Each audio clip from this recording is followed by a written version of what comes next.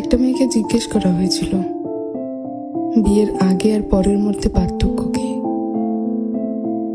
তখন সে বলেছিল, বিয়ের আগে ছিলাম বাবার বাড়ির মেয়ে, আর এখন হয়েছে শ্বশুর বাড়ির বৌমা।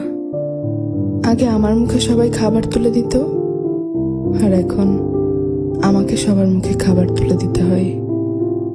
আগে একটু ব্যথা পেলে চিল্লাচিল্লি করে সারা বাড়ি মাথায় তুলে ফেলতাম, আর এখন অনেক ব্যথা পেলেও একটা শব্দ করি না।